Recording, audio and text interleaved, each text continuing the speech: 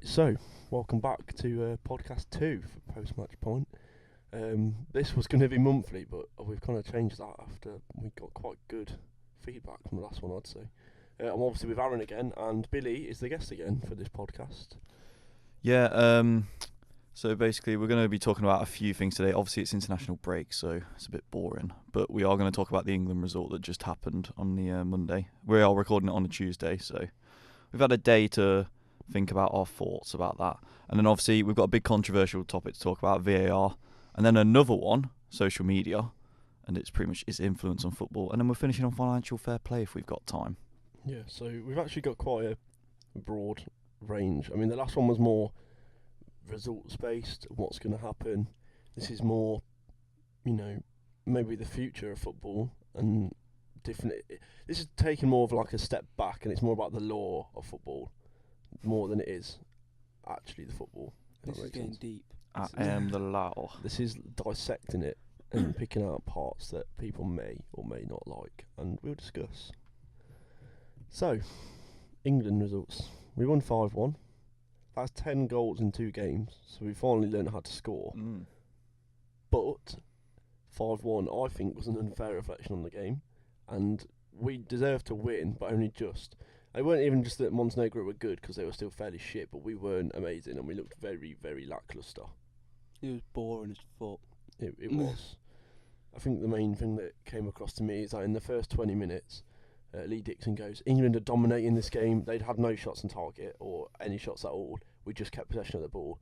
I turned to my dad straight away and said, yeah, we can dominate and keep possession for the whole thing, but if you did this against Leicester when we won the league, we'd nick the ball off you and score at the other end, and that's exactly what they did. Yeah. And we kept the ball for a long amount of time. We couldn't do anything with it, and then that's what happened. And it's always backwards and sideways football. Yeah. It just that goal to concede was sloppy. Like Keane, he just got beaten so easily. Keane there. is awful. Got bloody nutmegged. so bad. How embarrassing. I know.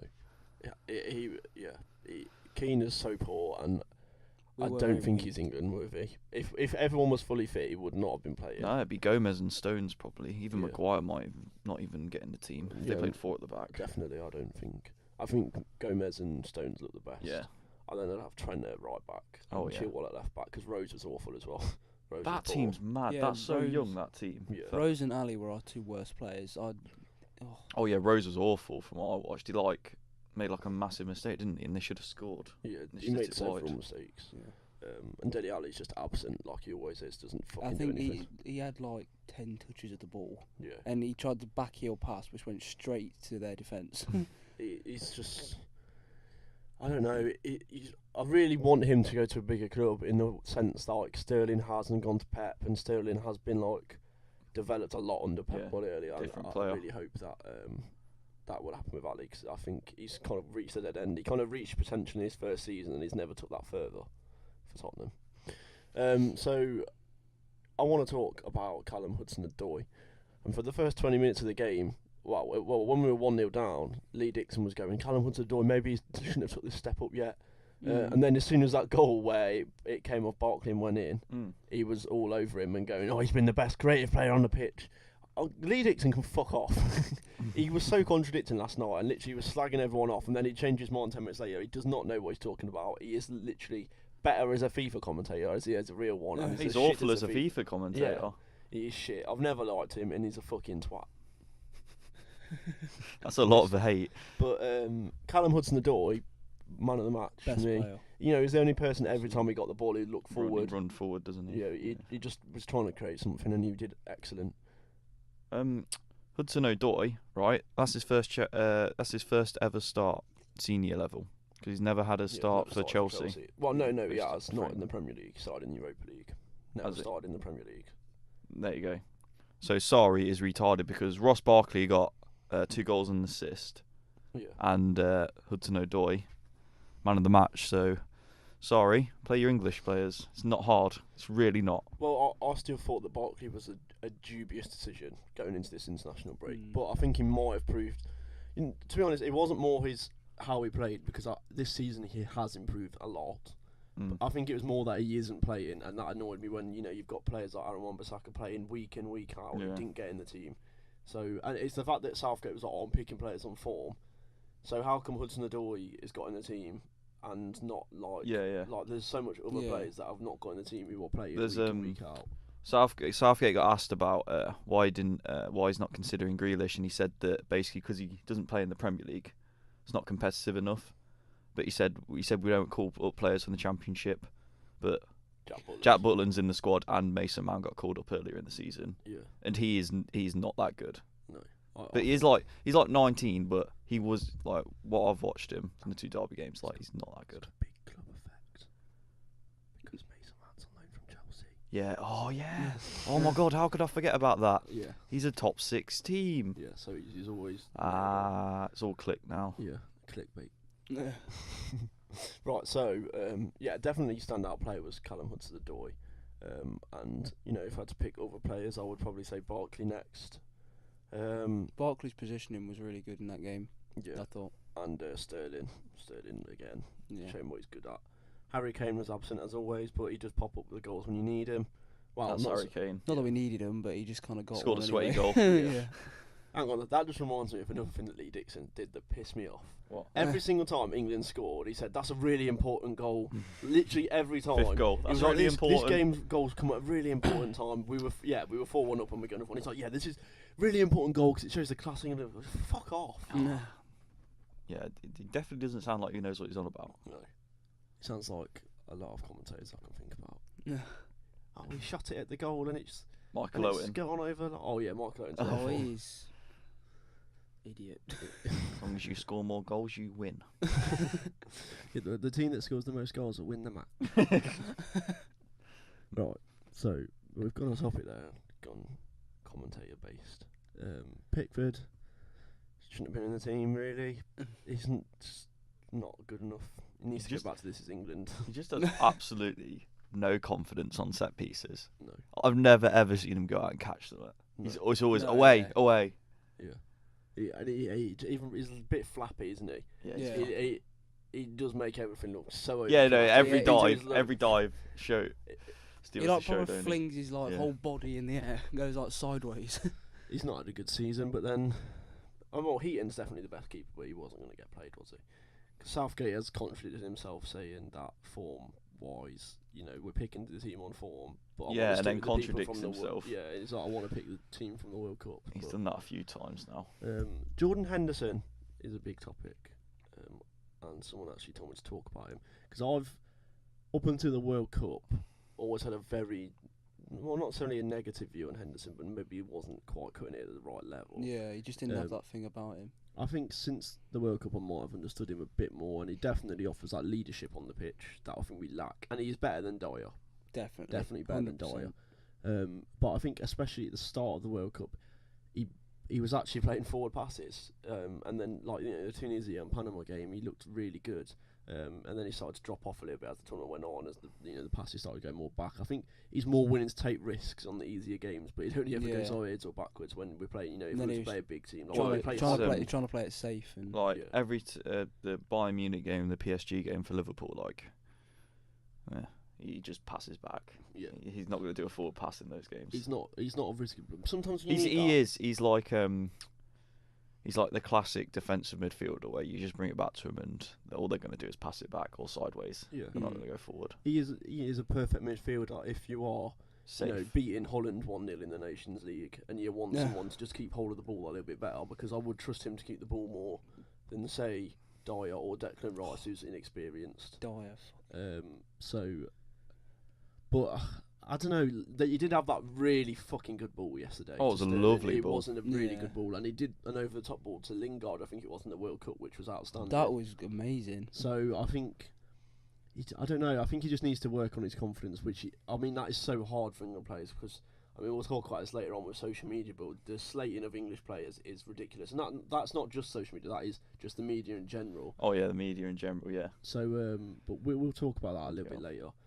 And I would like to finish this topic on Declan Rice, who I thought did relatively well. He did just average. He was didn't really do much wrong, but he didn't do anything amazing. No. It's kind of what he does at West Ham. Yeah, he kind of breaks up play. Up. Yeah, he slows down. He kept the ball puts it well. Our tempo. Yeah, sometimes he lost the ball a couple of times, but he helped the game be at our tempo. Yeah. But he's not a world beater yet, I don't think. Everyone was saying that he's he only stole the 18, show. so Yeah. he's got years. So is Hudson-Odoi though, but he actually did steal the show. Yeah. Because I've seen a lot of articles last night saying, "Oh, Hudson-Odoi will get all the credit, but Declan Rice did this, that, and the other." But that he's you know, people are saying that that's just because he's not a striker. But I know it's Kante when he was doing well. I just think he's not quite at that level yet. I think he will. I get think there, Kante's still criminally underrated. Yeah, somehow. But he gets misplayed. I think this is his last season at Chelsea. If Real Madrid can call in, somebody will go. Oh my God, he's the best defensive midfielder in the world by a mile. Oh yeah, he's so good. Can you imagine if he was tall? If he's tall, he'd just be Ndidi. Honestly, if I weren't, if I was a manager and I had all the money in the world, obviously first thing I'd buy is like a striker or a forward. Harry Kane. Yeah, someone like that. But second, Kante. Yeah, literally just like that. I'd buy Ndidi. I'll break or the Mendy bank first, to buy him. personally. Ndidi and Mendy. I can't take replacements. Ndidi's actually got the most tackles in Europe. So Ndidi is actually still criminally underrated. I think it's just because he can't play the ball afterwards. Yeah, he can't. He doesn't attack very well. I know this is going to sound a bit off topic, but I watched it's not that off topic, but I saw the France highlights, and they looked terrifying. Oh yeah. Oh my God, their fullbacks were just like Pavard. He's a bloody centre back. They play him right back. His crosses was unreal. Mbappe got a back heel assist to Griezmann, who chipped the goalkeeper off for the fourth goal. What? God, they look. I think they've got to be favourites for the Euros. Oh yeah, they will be, won't they? They're terrifying. We just got to hope that they upset. Germany look a bit better as well. So obviously they beat God, yeah, Holland 3-2. Germany in the beat World the Dutch, Cup, they didn't were they, 3-2? They were awful. I mean, I don't know if any of you two subscribe to Sky Sports Football, but it does actually reel off all the highlights. I watched most of them. I watched them all from the first set, but I've not watched the second set yet because last night I was watching Earth series and stuff. But yeah, so I forgot to explain this earlier. We're going to actually film and shoot this all in a different format to last time, where we're going to speak about a topic and then save it and sort it all out. After last time, the camera kept running out of memory and randomly turning itself off after half an hour. So we're going to kind of split it up into sections. So obviously now is the end of a section, and then we'll continue instead of it all being in one flow. Because did you know that no camera can actually record for more than half an hour because of like some EU law or something? Brexit. We should leave. Brexit, yeah. So, yeah. Right, so, VAR. Come on. VAR. VAR is very good in theory, but at the moment, in the state it's in, it's very bad. It's toxic. It just causes more problems than it solves. It's too slow. It completely kills off the match, and it obviously takes up so much time. Some decisions take up to 4 minutes, and obviously the clock's still running. Well, I think that I'm quite split on it, because at the end of the day, like I said earlier, it is an opinion. It's always going to be an opinion, and I think that's where the issue lies, really. I think that there is certain ways it should be changed. Like, I think you can't revert a decision you've made. I think you've got to blow the whistle and then decide whether not to give it. You can't carry on playing for 10 minutes and then go back. Because obviously last season there was that Freiburg game in Germany where it went at half time, and then they got a penalty when they were all in the changing rooms. That is, which I think is ridiculous. Absolutely ridiculous. That shouldn't be able to be done. But yeah, I think if bias is going to happen, VAR can really, really influence that. Make bias so much more worse. VAR in La Liga, Real Madrid, Casemiro clear dive the other week, went to VAR, got the penalty for it. It's a joke. Well, the Ajax game, the first leg of the Ajax game, did you see it? No. That Ajax goal they scored that got ruled off for VAR for blocking Courtois. Yeah. I'm sorry, but he wasn't blocking Courtois. I can't agree with that. Yeah, he was not. He was, if anything, Courtois was going into him. Yeah, Courtois was trying to foul him. It's a bit similar to I mean, this isn't VAR, but when Leicester played, it was Palace at Palace this season, and Vardy was through on goal and took it round that guy. No. Sorry, I'll correct that. The goalkeeper had it and Vardy nicked it off him. He barely touches him and the goalkeeper goes down and Vardy scores and they disallowed it because the goalkeeper fell on the floor like a pussy. And they're meant to give the benefit of the doubt to the attacker. That's always been the rule.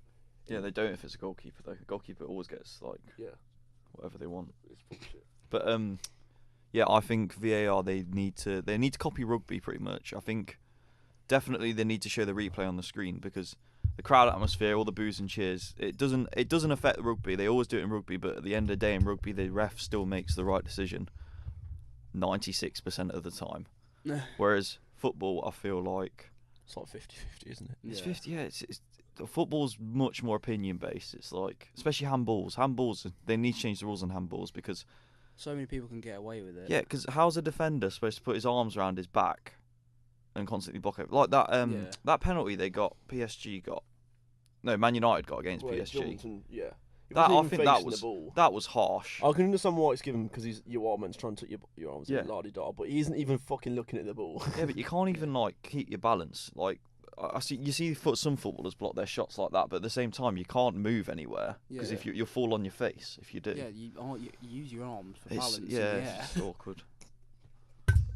I think there's a lot of rules that need to be changed in football, and the rules determining what's what. And I'll tell you what, something that really annoys me is at the beginning of every Premier League season, they always there's always something new, isn't there? There's always like, oh yeah, you dive, you're gonna get sent off now or whatever, like straight away. They focus on it for the first few weeks. The first few weeks. It's always been Mike Dean. Everyone's like, oh yeah, Mike Dean's an amazing referee, even though he was a bell end for like, it's the Mike Dean show every time he referees. Yeah, and then after that, like time wasting.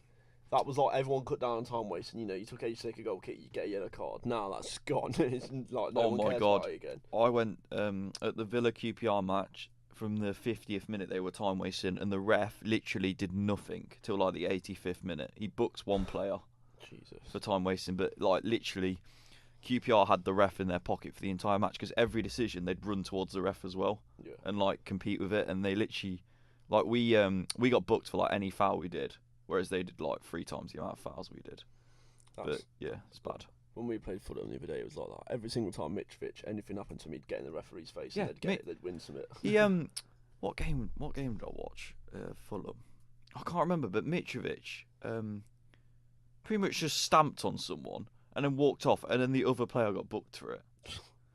I think referees are intimidated. I think they really need to. Yeah, they're always like really small, really like scrawny people. They need to really get people like a rugby player. I think officiating in the Premier League is at an all-time low, and in the EFL it's even worse. They're honestly blind. Like they don't even give like goal kicks and corners correctly or throw-ins. Doing the Premier League, trust me, the amount of times I've seen things clearly go like that much over the line for like a goal kick, and the line though will literally be completely like in line with it, and we'd be like, no, it didn't go out. Especially playing clubs like Tottenham. I think the Reeds ran it out about 4 times against Leicester, and they got away with it. Honestly, there's a massive problem with officiating in this country, I think. Oh yeah.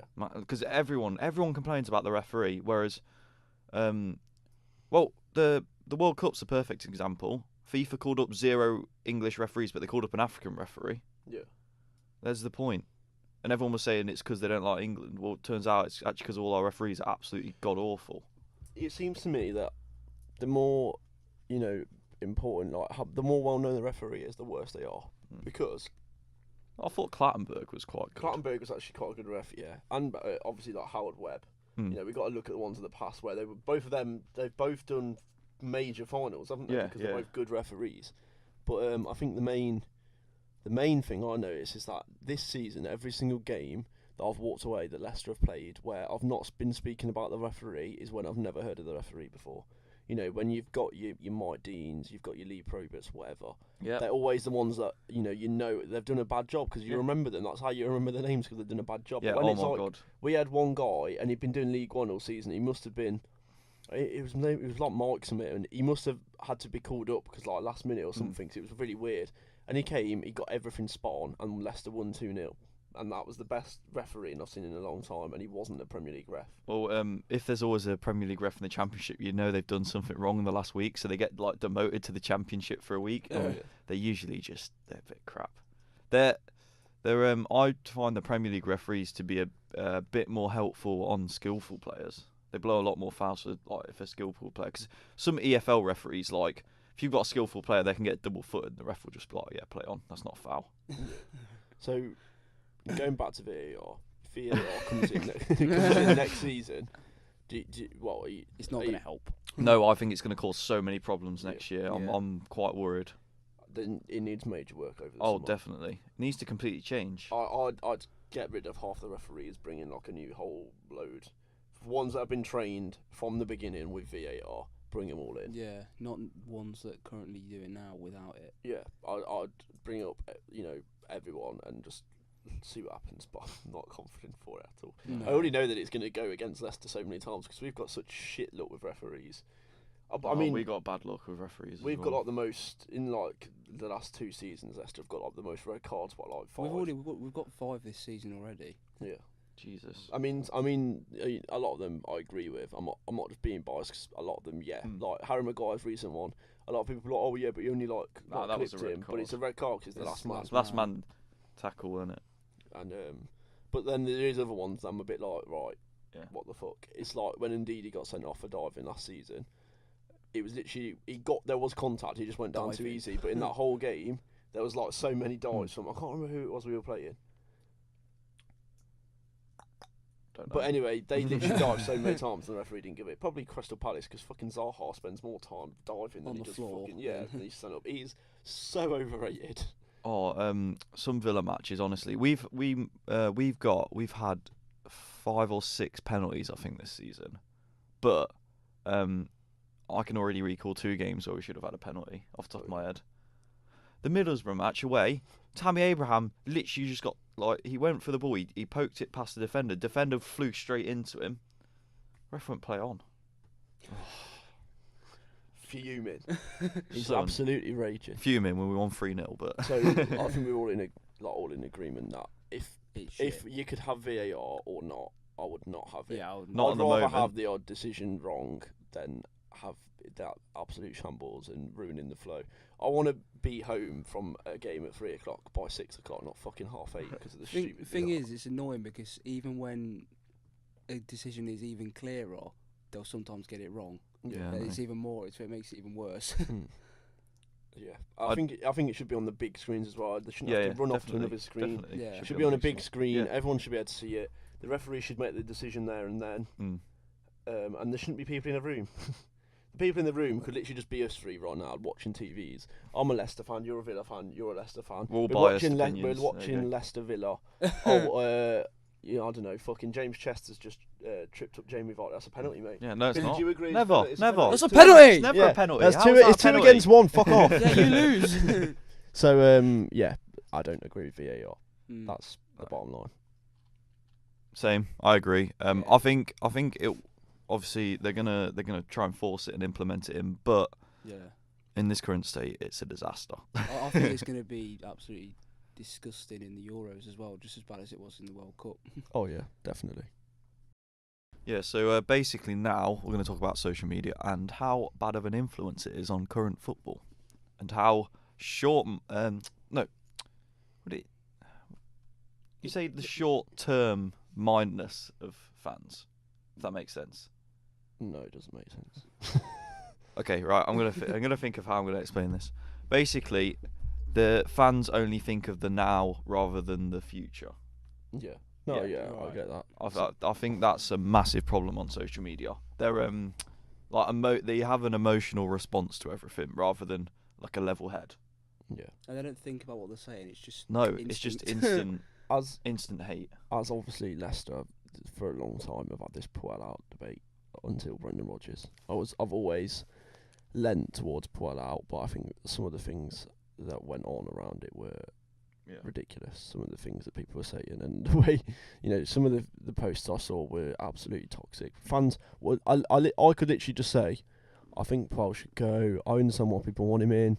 The reason I think he should go is because, the changes he makes aren't always right. And sometimes, when we're 2-0 down, we need to strike him on whatever. It doesn't matter what I say. I could literally say it as many times, like, I can see why people want him in. Like, he might be really good in the future, but right now, I think it'd be the right decision for him to go out. You give the world's most reasonable answer. Yeah, I'll be really as unbiased as possible. And then they'll be like, Puel in. Oh, you're a bellend. Yeah. Oh, yeah, you're only like this because you're a young fan. But you've not had a season ticket since 1965. Fuck off. That is literally what it's like. Oh, it's so bad. It's so bad. Okay, my personal experience is basically Dean Smith, when he first got appointed, he went on a bit of a winning run against the top 6, and obviously everyone was like, "Wow, we're gonna get in the top 6 now straight away," because I think we were 7th or 8th. Anyway, then we went on a losing run when Grealish got injured. Anyway, Dean Smith out, 2 months in charge, completely changes the play. Obviously, we're going from we're going from a Steve Bruce style of play. So think of Warnock at Cardiff, to then trying to play it like Eddie Howe's Bournemouth. That's what we're trying to play it like now. Trying to pass it around, keep it to the ground. As a Leicester fan, I think both of them teams pot the bus. So. Okay, more Eddie Howe in the Championship then. Yeah. Well, it's only. I mean, most teams that are below Leicester in the table will come to us and Yeah. pot the bus because we're a good point away from home. Coming to Leicester and getting a point is good. So Yeah. that's why I wanted to put out because he couldn't beat shit teams. Yeah.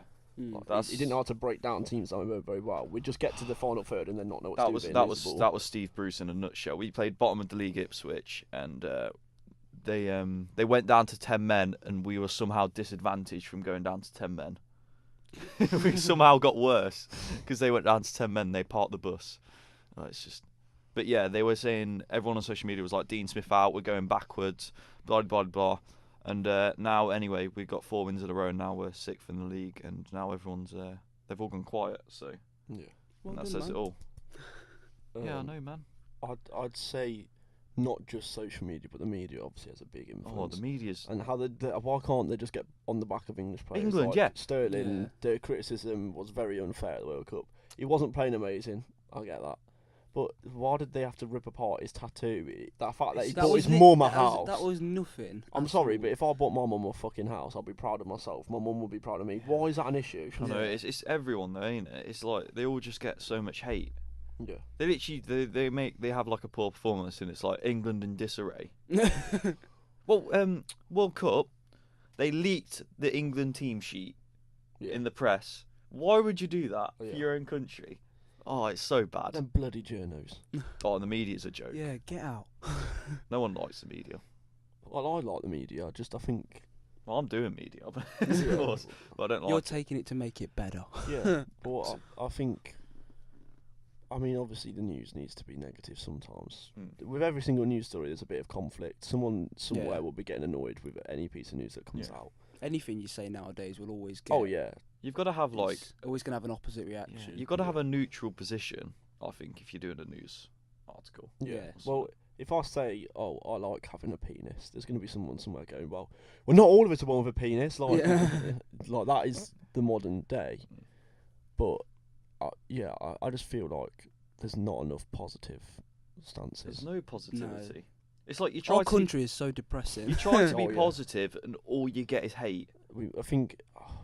I used to go to an after-school club at the Living Rock Church in Southampton, and it was very like churchy. But one thing, like how like little things stick with you throughout the years. I think one thing that stuck with me is because I must have been like 10, 11, and I remember them saying that they just did like a whole thing about happiness and how we've been voted the most miserable country in Europe. And that has only got worse with Brexit and everything that's going on. Like we are so miserable. We are such an unhappy place to. It's like if I get on the park and ride, I get on the bus. Oh my god, everyone's so depressed. Every old person gives you a miserable look because of your age. You're young. You're young. Oh, you're young. Why are you using what? You can drive. You can walk. Fuck off.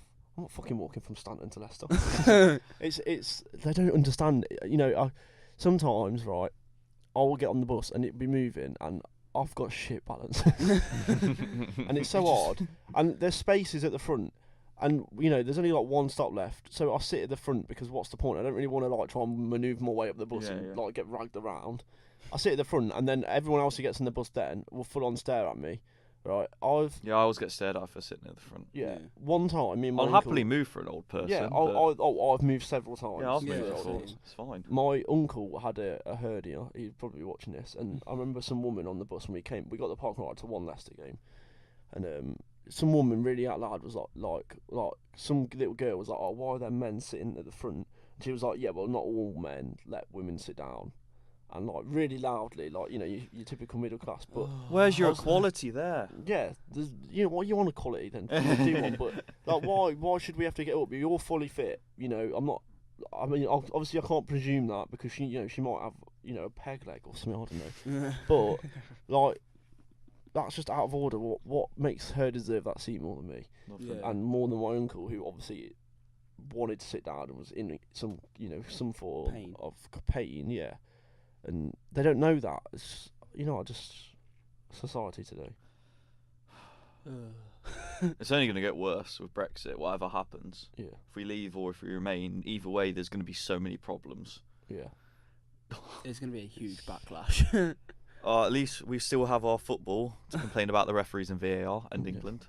Yeah, we have the Premier League, not the international break, because that's boring as Oh my fuck. God, it's so bad. Please, Premier League, come back. Well, see, I see a lot of things, and it's like, those of you who moan about the international break, well, you weren't moaning when the World Cup was on, and Well, yeah, because that was the that's summer. That very was the summer. different. That's Yeah. not an international Premier League break. is over. and then they're like, well, we're not going to get to the World Cup without the qualifying. Well, yeah, but I don't really want to not watch club football, which is better. The only thing I'm looking forward to is the So much Nations more League, exciting. because we'll win it if we beat the Dutch. Oh yeah, Yeah. Holland are the best team left in it. Who are the other two? Is it? Portugal and It's Portugal and Switzerland. Switzerland. Won't be surprised if Portugal, Portugal just That's somehow so easy scrape a because win. there's no France and there's no No. Germany. Germany are like a voodoo team. Yeah, and Spain. Bogey team, not voodoo team. Germany we always do really well against unless it's competitive. Yeah. And then Yes. when it's competitive, we're Yeah, shit. and then we collapse. We Yeah. absolutely capitulate against It was this day a few years ago that we beat them 3-2. Was it? Pretty sure it Do you remember was. that? We Because spoke about this in the last one because 'cause somebody was sort of Batman versus Superman. Roy Hodgson actually, that was because Rooney was injured and he had to actually play a young squad, and I think that scared him, and then he played it and it And worked, Vardy got and then he played. was like, that's it, we can't play that again, Yeah. and then straight to Rooney in central midfield. Well, I think we did a very good job covering social media. Yeah, we've just ranted about everything else, Yeah. being depressed and everything about English life. So wrapping this up, we're going to talk about financial fair play. Obviously, Man City are currently under investigation for it. What do you think? Well, I Can't think spoil your idea, right? this has been a long time coming for Man City, considering they spend Shitloads. over like 200 million like every other summer Mm. on But- players. Well, when Leicester got promoted, we got it and we just paid it off and was like, yeah, right. Honestly, But it's it's fine. how have Man City not had this yet? I know it's Probably because they're paying them off before the Yeah. even comes in. Chelsea have obviously got their transfer embargo, but it's not financial fair play. Well, or is it financial? I thought it was partly. It's something to do with their youth players, Yeah, the way 'cause they they don't- signed youth players. Yeah. Obviously, they have 40 players out on loan, so That is ridiculous. excuse me. Bless you. But yeah, I don't know. I think it can be bad. I think if you've got the money, you should spend it because eventually everyone's going to be someone. I can guarantee almost every team for the league they're in is at one point going to get financial fair play. Oh yeah, If you're a Premier League team, you've almost Guaranteed. got to take that risk. You've Mm. got to take that risk to survive. You look at Cardiff, and maybe you've got to look at their team and go, should they have bought more Premier League players and not Championship players this year? And they might be doing better But by now. but if they went down, then they'd be stuck on Premier League players' wages, and then the EFL financial fair play is so strict. Yeah. Like if you make over 30 million in losses over 3 years, that's it. But 30 million's like nothing in football terms, Oh, yeah, no. money wise. 30 million, like, that's Harry Maguire. And obviously the problem. 2 Harry Maguires. No, hang on, no. Half 3 of Harry That's Maguires. half of Harry Maguire. The problem, I'm going to talk about the EFL financial fair play. The problem with that is that obviously everyone in the Championship is spending so much money to try and go up every season. Mm. They're spending so much money on players' wages. They're trying to, obviously they're spending like, some of them now, teams are spending like 15 million for players and stuff. But yeah, it's taken a massive financial hit. And then the EFL are just, they gave QPR, broke financial fair play and signed loads of players to get up. And then all the EFL did was give them a slap on the wrist. Whereas Birmingham signed a bunch of bang average players, but because they're not a very big club, they can't obviously afford it, so then they got a 9-point deduction. The rules aren't very good. Evaluation. Yeah, evaluation. I do think it needs a lot of work. I think there's a lot of rules that just need a lot of work, really. Oh, don't they? God, everything in football How would needs you work. change the rules then? If it was up to Financial you? fair play should be if you spend an absolutely ridiculous amount without really recouping that. I think Man City should be definitely under Yeah, risk if you've here, got, but like- not many other teams. Maybe Man U. No, I wouldn't even say Man U because they do a lot of selling, and they've only Yeah, I really suppose bought they do Pogba. sell quite a lot, yeah. And I mean, Wolves. I'd give it Wolves because they spent a ridiculous amount last year in the Championship. They've broke the transfer record by like almost 10 million for the Championship. Like they've obviously Ruben Neves has been worth every penny. 17 million is a bargain. Yeah. No, we spent like 30 million on Ross McCormack, so Yeah, definitely a bargain. definitely. Look like shit. So yeah, I think it does need to change slightly, but I do also kind of agree with. I think the Premier League one needs to be a little bit stricter, because I think, although obviously I like the top 6 to compete in Europe and everything, I kind of want a team other than the top 6 to get in the top 6. Yeah, Leicester, mate. No, Leicester would be nice. Wolves would be nice. Leicester Watford did would it. be nice. we did it for one season. Well, yeah, I know you did it, but you did it when every club was not spending that money, and now, what I think, Pogba signed for Man U. I think sadly the Leicester thing has caused every other top 6 club to spend an absurd amount of money for that to never happen again.